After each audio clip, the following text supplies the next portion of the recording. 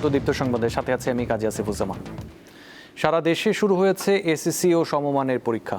সকাল 10টা থেকে শুরু হওয়া পরীক্ষায় দেশের 11টি শিক্ষা বোর্ডের অধীনে অংশ নিচ্ছে 18,57,344 জন শিক্ষার্থী। এর মধ্যে 9,30,305 জন ছেলে আর মেয়ে 9,27,039 জন। আজ বাংলা প্রথম পত্রের মাধ্যমে শুরু হয়েছে লিখিত পরীক্ষা। এবার এসএসসি ও সমমান পরীক্ষা ঘিরে বাড়তি নিরাপত্তা ও কঠোর নজরদারি নিশ্চিতে তৎপর রয়েছে শিক্ষা প্রশাসন ও আইন শৃঙ্খলা বাহিনীর সদস্যরা। বিশেষ করে নকল ও ডিভাইস ব্যবহার করে ডিজিটাল জালিয়াতি এবং প্রশ্নপত্র ফাঁস ঠেকাতে বিশেষ নির্দেশনা দিয়েছেন শিক্ষামন্ত্রী আ.ন.ম এহসানুল হক মিলন।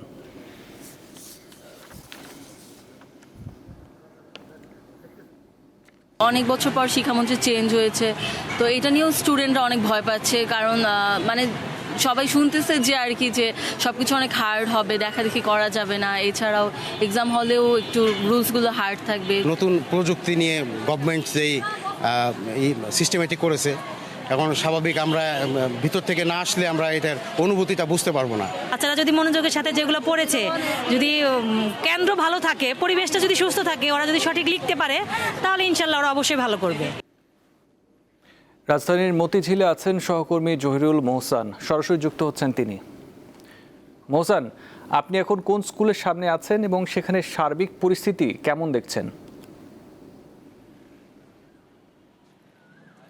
আসিফ, আমি এখন রয়েছি মতিঝিল আইডিয়াল স্কুল অ্যান্ড কলেজে। সেখানে সকাল 10টা থেকে পরীক্ষা শুরু হয়েছে এবং আমরা দেখেছি যে এই কেন্দ্রে যারা পরীক্ষা নিতে এসেছেন সবাই আসলে নির্দিষ্ট সময়ের আগে এসেছেন। কারণ এবার সকাল 8টা থেকে আসলে কেন্দ্রের যে ফটক রয়েছে সেটি খুলে দেওয়া হয়েছে এবং আগে থেকেই শিক্ষার্থীরা এসে কেন্দ্রে প্রবেশ করতে পেরেছে, যার কারণে যানজট এড়িয়ে তারা এখানে আসার ক্ষেত্রে কোনো ধরনের যানজট পেয়েছে, কিন্তু সঠিক টাইমে সবাই আসলে পৌঁছাতে পেরেছে আমরা দেখেছি। এবং আমরা দেখেছি যে পরিবেশের কথা যেটা জানতে চাইলেন সেটাও আসলে সুষ্ঠু পরিবেশেই পরীক্ষা হচ্ছে এবং প্রতিটি ক্লাসে কিন্তু আসলে সিসিটিভির ব্যবস্থা রাখা হয়েছে এবং সেই সিসিটিভির মাধ্যমে পরীক্ষা সুষ্ঠু হচ্ছে কিনা, নকল হচ্ছে কিনা সেগুলো আমরা দেখেছি যে প্রধান শিক্ষকের যে কক্ষ রয়েছে সেখান থেকে সেটা নিয়ন্ত্রণ করা হচ্ছে। এবং এবার প্রত্যেকটি স্কুলেই আসলে এই ব্যবস্থাটা চালু করা হয়েছে যে সিসিটিভির মাধ্যমে শিক্ষার্থীরা যারা পরীক্ষা দিচ্ছে সেটা নির্বিঘ্ন হচ্ছে কিনা, কোনো ধরনের সমস্যা হচ্ছে কিনা সেগুলো আসলে পর্যবেক্ষণ করা হচ্ছে।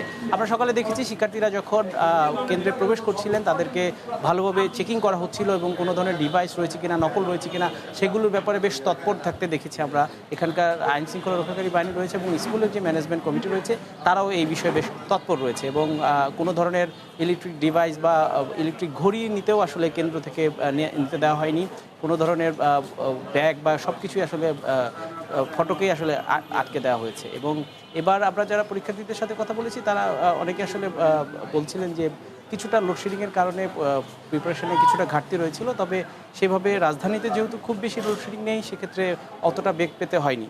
এবং আমরা অভিভাবকদের সাথে কথা বলেছি, অভিভাবকরাও বলছিলেন যে যানজট থাকে ঢাকা শহরে সাধারণভাবেই সকালবেলা একটু যানজট বেশি থাকে এবং তারা হাতে সময় নিয়ে অনেকে 1-2 ঘন্টা সময় নিয়ে আসলে পরীক্ষা কেন্দ্রে আসার জন্য বেরিয়েছেন এবং সে সময় মতোই আসলে অনেকে এসে পৌঁছেছেন। যেহেতু নতুন সরকার আসার পর প্রথমবার একটি বড় পাবলিক পরীক্ষা হচ্ছে এবং এই পরীক্ষার প্রশ্নপত্র নিয়ে শিক্ষার্থীদের মধ্যে উদ্বিগ্নতা রয়েছে, তারা একটু চিন্তিত ছিলেন। অভিভাবকরাও আসলে চিন্তিত রয়েছেন বাইরে, তবে তারা বলছেন যে পরীক্ষা যদি পরিবেশ ভালো থাকে তাহলে শিক্ষার্থীরা পরীক্ষা ভালোভাবেই দিবেন এবং ভালো ফলাফলই আসলে তারা অর্জন করতে পারবে।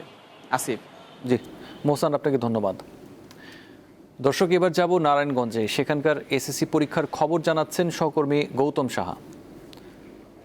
গৌতম, আপনার জেলায় এবার কতজন পরীক্ষার্থী অংশ নিচ্ছেন এবং কোনো অপ্রীতিকর ঘটনার খবর কি পেয়েছেন?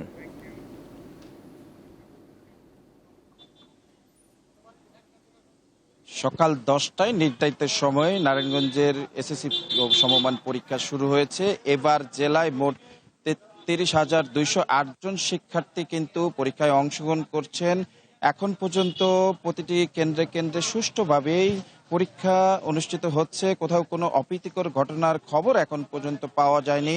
শিক্ষা মন্ত্রণালয় থেকে 14টি নির্দেশনা দেওয়া হয়েছে কেন্দ্রে কেন্দ্রে যে সিসি ক্যামেরা বসানো এবং তা সচল রাখা এবং তা নিয়ন্ত্রণ করতে নিরবিচ্ছিন্ন বিদ্যুৎ ব্যবস্থারও কিন্তু নির্দেশনা দেওয়া হয়েছে এবং প্রয়োজনে শিক্ষার্থীদের দেহ তল্লাশির ব্যবস্থা কিন্তু করা হয়েছে, যার কারণে শিক্ষার্থীদের মধ্যে এক ধরনের আতঙ্ক ছিল রাতভর। তবে কেন্দ্রে প্রবেশের পর থেকে তাদের মধ্যে এক ধরনের উচ্ছ্বাস দেখা গেছে। তারা যে বিষয়টি বলছেন, এবার তারা ব্যাপক প্রস্তুতি নিয়েছেন এবং যে কোনো প্রশ্নের মোকাবেলা করার জন্য, উত্তর দেওয়ার জন্য তারা এই প্রস্তুতি তারা নিয়েছেন, যে বিষয়টি জানিয়েছেন।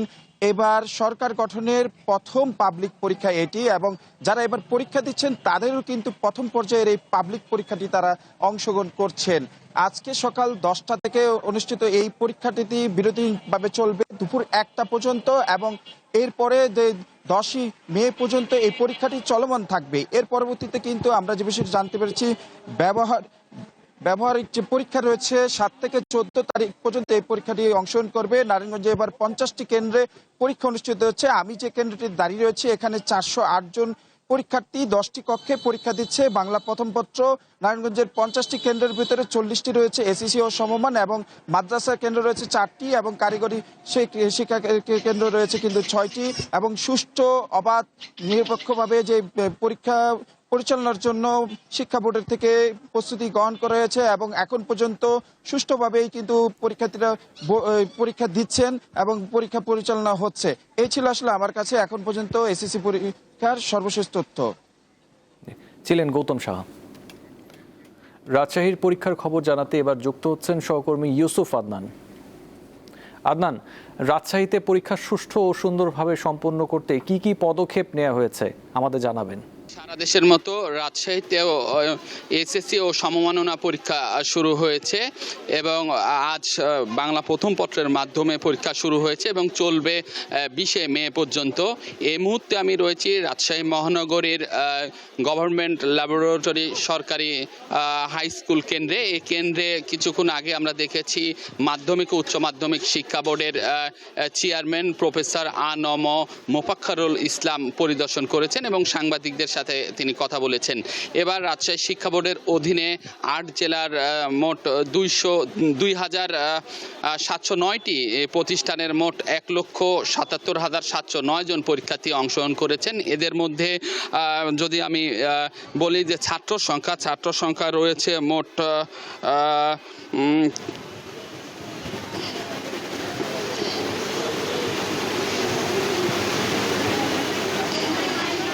মোট ছাত্র রয়েছে 93,174 জন এবং ছাত্রী রয়েছে 85,535 জন।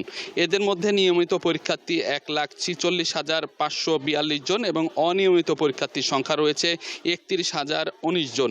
এদের মধ্যে বিজ্ঞান বিভাগে রয়েছে 92,967 জন এবং মানবিক বিভাগে রয়েছে 79,804 জন এবং ব্যবসায় শিক্ষা বিভাগে রয়েছে 4,897 জন।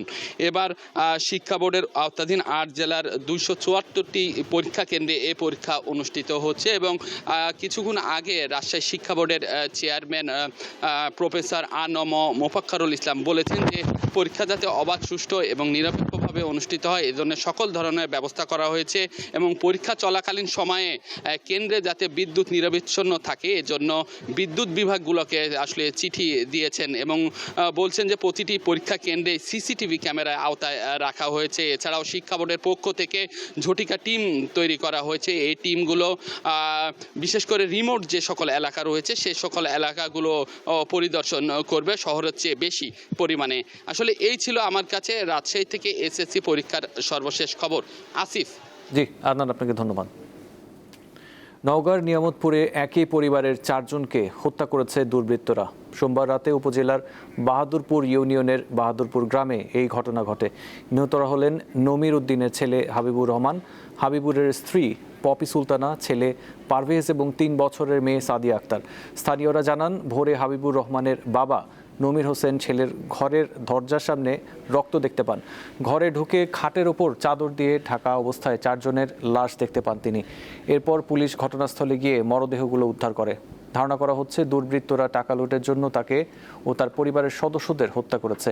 নিয়ামতপুর থানার ভারপ্রাপ্ত কর্মকর্তা মাহবুবুর রহমান জানান মরদেহগুলো উদ্ধার করে ময়নাতদন্তের জন্য নওগাঁ 250 শয্যা জেনারেল হাসপাতালে পাঠানো হয়েছে। বিষয়টি গুরুত্ব সহকারে তদন্ত করা হচ্ছে।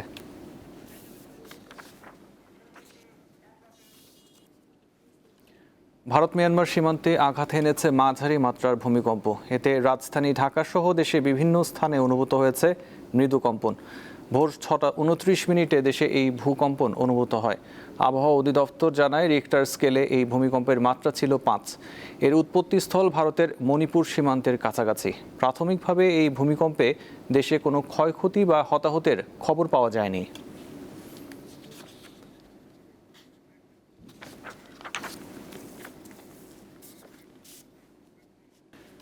জ্বালানি তেলের সরবরাহ বাড়ানোর সরকারি নির্দেশনার পরও রাজধানীর বিভিন্ন পাম্পে আগের মতোই দীর্ঘ লাইন দেখা যাচ্ছে। কোথাও কোথাও লাইন আগের চেয়ে আরও দীর্ঘ হয়েছে। বিজয় সরণিতে আছেন সহকর্মী দিলশাদ অ্যানি, সরাসরি যুক্ত হচ্ছেন তিনি। অ্যানি, পাম্পগুলোতে সরবরাহ কি বেড়েছে এবং পরিস্থিতি কেমন দেখছেন? পাম্প কর্তৃপক্ষ কি বলছে আমাদের জানাবেন।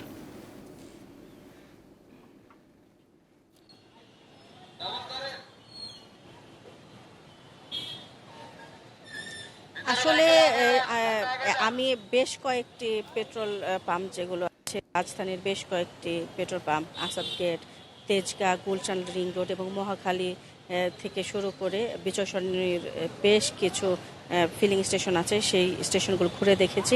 এর মধ্যে একটি মাত্র পাম্পে দেখতে পাচ্ছি তেল সরবরাহ করা হচ্ছে, আর বাকিগুলো বলা হচ্ছে এখন তাদের তেল নেই, সরবরাহ করতে পারছে না। তেল পাওয়ার সাপেক্ষে বিকেল কিংবা সন্ধ্যা থেকে তারা তেল দিতে পারবে। আর আপনি যেটা বলছিলেন যে দাম বাড়ানোর পর কোনো পরিবর্তন হয়েছে কিনা, কোনো ধরনের পরিবর্তন হয়নি। 1.5 মাস আগেও যেরকম দীর্ঘ লাইন ছিল, এখন আমরা দেখেছি কোথাও কোথাও সেই লাইনটি বরং আরও দীর্ঘ হয়েছে, কিন্তু কোনো সুফল পাওয়া যায়। গ্রাহক যারা আছেন, চালক যারা আছেন, তাদের সাথেও কথা বলেছি, তারা একই অভিযোগ করেছেন। তারা বলেছেন যে লিটার প্রতি 20 টাকা বাড়ানো হলেও তারা কোনো ধরনের সুবিধা পাচ্ছেন না, বরং যেখানে 4 থেকে 5 ঘন্টায় 6 ঘন্টায় তেল পেতেন, সেখানে আরও 2 থেকে আড়াই ঘন্টা সময় এখন আরও বৃদ্ধি পেয়েছে বলে অভিযোগ করেছেন গ্রাহকরা। তো আমি তাদের আরও বেশ কিছুই কথা বলেছেন। তারা বলেছেন গভর্নমেন্টের এবং সংশ্লিষ্ট মন্ত্রণালয়ের যিনি মন্ত্রী আছেন, তারা যেভাবে কথা বলছেন আসলে ভিন্ন চিত্র দেখতে পাচ্ছেন ফিলিং স্টেশনগুলোতে। তাদেরকে বলা হচ্ছে পর্যাপ্ত, তারা আসলে যতটুকু তেল চাচ্ছেন কোনো কোনো স্টেশনে সেই পরিমাণ তারা তেল দিচ্ছেন না, এই অভিযোগও করেছেন। শ্যামলী, মিরপুর থেকে শুরু করে বেশ কিছু জায়গায় তেল সরবরাহ বন্ধ রয়েছে। আমরা দেখেছি যে নবীনগর আছে, সাভারের নবীনগর, সেখান থেকেও এসেছেন তেল নিতে এই বিজয় সরণির এই পাম্পটিতে, কারণ তার আশপাশের যে এলাকা আছে, ফিলিং স্টেশন যেগুলো আছে, সেই স্টেশনগুলোতে কোথাও তেল সরবরাহ করা হচ্ছে না, সব জায়গাতেই তেল সরবরাহ বন্ধ রয়েছে। আর এখানে পেট্রোল পাম্পের যে কর্তৃপক্ষ আছে তাদের সাথেও কথা বলেছি, তারাও বলেছেন যে আসলে রাজধানীর বেশিরভাগ যে ফিলিং স্টেশন আছে সেই ফিলিং স্টেশনগুলোতে তেল সরবরাহ বন্ধ থাকায় এই বিজয় সরণির এই ফিলিং স্টেশনগুলোতে চাপ বেড়েছে, গ্রাহকদের প্রচুর চাপ বেড়েছে। এবং এই যে আমরা যে দীর্ঘ লাইনটা দেখেছি ফিলিং স্টেশন থেকে শুরু করে জাহাঙ্গীর গেট হয়ে মহাখালীর রেল ক্রসিং পার হয়ে অনেকটা দেখেছি মহাখালী যে টার্মিনাল যেটা আছে সেই বাস টার্মিনাল পর্যন্ত এই লাইনটি দীর্ঘ এই লাইনটি গিয়েছে। তো তারা যেটা বলেছেন দাম বাড়লে তার কোনো ধরনের সুফল পাননি। তারা বলছেন যে দাম যদি বাড়ানোই হতো তাহলে হয়তো আরও আগে বাড়ালে পরিস্থিতি স্বাভাবিক হতো। আসলে এখানে গ্রাহক যারা আছেন এক একজনের এক এক প্রতিক্রিয়া আমরা পেয়েছি। তো এই ছিল এখানকার পরিস্থিতি। ছিলেন দিলশাদ অ্যানি। অ্যানি, আপনাকে ধন্যবাদ। সুনামগঞ্জ জেলার 106টি নদীর বেশিরভাগই এখন অস্তিত্ব সংকটে। নাব্যতা হারিয়ে নদীগুলো এখন ফসলের ক্ষেত। শুষ্ক মৌসুমে পানি না থাকায় ব্যাহত হচ্ছে সেচ, আর বর্ষায় বাড়ছে বন্যার ঝুঁকি। দিগন্তজোড়া ধানের মাঠ দেখে বোঝার উপায় নেই এটি এক সময়কার প্রমত্তা নদী, যেখানে বছর জুড়ে চলত লঞ্চ আর নৌকা। এখন মানুষ হেঁটে যাতায়াত করছে, কোথাও গরু চড়াচ্ছে, আবার কোথাও চলছে ছোট ছোট যানবাহন। এটি সুনামগঞ্জের শান্তিগঞ্জ উপজেলার পুরাতন সুরমা নদী।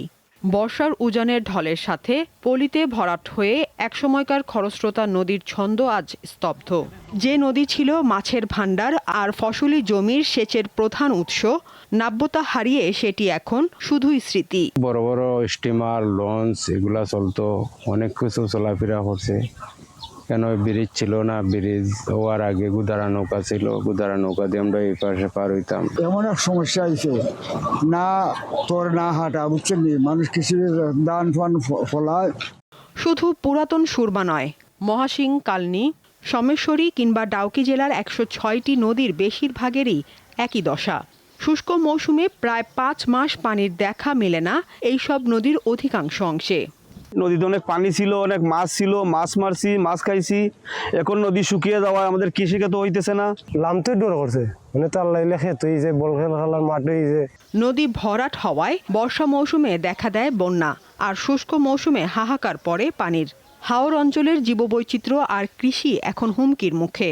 আগেও দেখেছি যে ড্রেজিং হয়েছে, সেই ড্রেজিংগুলো ভালো হয় নাই। তাহিরপুরের বৌলাই নদী, পাটলাই নদীতে ড্রেজিং হয়েছে, সেই ড্রেজিংগুলো একদম যাচ্ছে তাই অবস্থা। ফলে ড্রেজিংটাও কার্যকরভাবে করতে হবে। পানি উন্নয়ন বোর্ড বলছে, অস্তিত্ব সংকটে থাকা এসব নদী রক্ষায় বড় ধরনের পরিকল্পনা নেওয়া হয়েছে।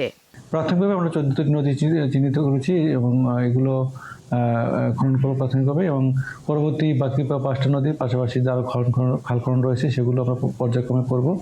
তো ইতিমধ্যে আমরা প্রায় 1400 কোটি টাকার মতো একটি নদী খননের জন্য একটি প্রকল্প প্রণয়ন করেছি। এটি আমাদের পানি সম্পদ মন্ত্রণালয়ে প্রণয়নের জন্য অপেক্ষাধীন আছে। হাওর অঞ্চলের জীবন ও কৃষির সঙ্গে ওতপ্রোতভাবে জড়িয়ে আছে এই নদীগুলো। তাই দ্রুত খননের মাধ্যমে হারানো নাব্যতা ফিরিয়ে আনার দাবি হাওরবাসীর। সাদিয়া চৌধুরী, দীপ্ত, বার্তা কক্ষ। এবার আন্তর্জাতিক প্রসঙ্গ। ইরানের সঙ্গে চুক্তি না হলে নৌ অবরোধ উঠবে না এবং যুদ্ধবিরতির মেয়াদও বাড়বে না বলে জানিয়েছেন যুক্তরাষ্ট্রের প্রেসিডেন্ট ডোনাল্ড ট্রাম্প। ওয়াশিংটন সময় বুধবার সন্ধ্যা পর্যন্ত এই যুদ্ধবিরতি বহাল থাকবে। তবে এর মধ্যে কোনো সুনির্দিষ্ট চুক্তিতে পৌঁছানো সম্ভব না হলেও এর মেয়াদ বাড়ানোর সম্ভাবনা একেবারেই ক্ষীণ বলে জানান তিনি। এ সময়ে চুক্তি না হলে আবার যুদ্ধ হতে পারে বলেও ইঙ্গিত দিয়েছেন ট্রাম্প। এছাড়া সম্ভাব্য দ্বিতীয় দফা আলোচনার আগেই ইরান সমঝোতায় আসবে বলে আশা প্রকাশ করেন তিনি। অন্যথায় দেশটিকে চরম পরিণতির মুখোমুখি হতে হবে বলে হুঁশিয়ারি দিয়েছেন ট্রাম্প। তবে হুমকির মুখে যুক্তরাষ্ট্রের সঙ্গে কোনো ধরনের সমঝোতা করবে না ইরান, জানিয়েছেন দেশটির পার্লামেন্টের স্পিকার মোহাম্মদ বাঘের গালিবাফ। এদিকে তাসনিম নিউজ জানিয়েছে, যুক্তরাষ্ট্রের ঘোষিত নৌ অবরোধ উপেক্ষা করে হরমুজ প্রণালী অতিক্রম করছে সুজা 2 নামের ইরানের পতাকাবাহী একটি মালবাহী জাহাজ। এছাড়া যুদ্ধ পরিস্থিতির কারণে বন্ধ থাকার পর তেহরানের প্রধান দুটি বিমানবন্দর ইমাম খোমেনি ও মেহেরাবাদ পুনরায় খুলে দেওয়া হয়েছে এবং বিমান চলাচল শুরু হয়েছে। ফিলিস্তিনের গাজা ভূখণ্ডে ইসরায়েলি যুদ্ধজাহাজ থেকে ছোড়া গুলিতে এক ফিলিস্তিনি নারী নিহত হয়েছেন। মঙ্গলবার উপত্যকার উত্তর উপকূলে এই ঘটনা ঘটে। এর আগে গাজার স্বাস্থ্য মন্ত্রণালয় জানায়, সোমবার গাজা উপত্যকা জুড়ে ইসরায়েলি হামলায় 5 জন ফিলিস্তিনি নিহত হয়েছেন। গত বছরের অক্টোবরে গাজায় ট্রাম্প ঘোষিত যুদ্ধবিরতির পরও গাজাবাসীর ওপর হামলা বন্ধ করেনি ইসরায়েলি বাহিনী। 10 অক্টোবর থেকে এ পর্যন্ত পুরো গাজা উপত্যকায় ইসরায়েলি বাহিনীর হামলায় 780 জনেরও বেশি ফিলিস্তিনি নিহত হয়েছেন।